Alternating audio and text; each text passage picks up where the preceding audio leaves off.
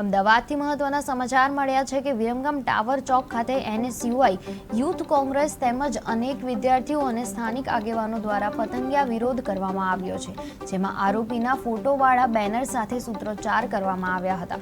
Viramgam town police station ખાતે નોંધાયેલી ફરિયાદ અનુસાર આરોપીઓએ સોશિયલ મીડિયાના માધ્યમથી સગીર યુવતીને લલચાવી તેને મળવા બોલાવી અને શારીરિક રીતે અશ્લીલ વર્તન કર્યું હતું। પોલીસે પોક્સો કાયદા હેઠળ ગુનો નોંધ્યો છે અને તપાસ શરૂ કરી છે। વિરોધ દરમિયાન આરોપીનું પૂતળા દહન કરવા પ્રયાસ પણ કરાતા પોલીસ દળે સ્થાન પર હાજર રહી વિરોધકર્તાઓની અટકાયત કરી અને સ્થિતિ કાબૂમાં કરી હતી।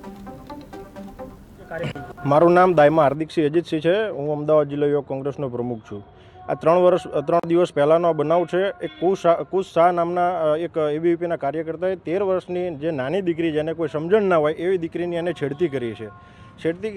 આ બનાવ ઓડિશામાં બનેલો છે।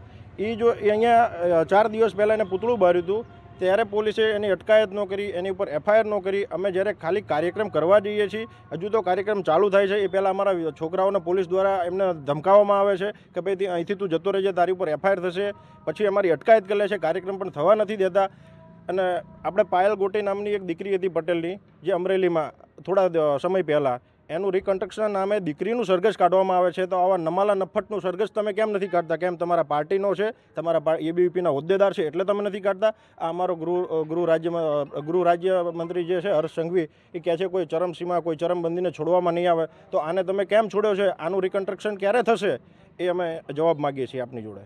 અને આ નહીં થાય તો આનાથી પણ ઉગ્ર આંદોલન અમે કરીશું। રાજ્યભરમાં NSUI યુથ કોંગ્રેસ કરશે। આ તો ખાલી આજ વિરમગામ પૂરતું હતું। વિરમગામમાં દાખલો નથી બેસાડવાનો, આખા ગુજરાતમાં દાખલો બેસાડવાનો છે કે આવા નમાલા નફ્ફટને પાર્ટીમાંથી દૂર કરો તમે।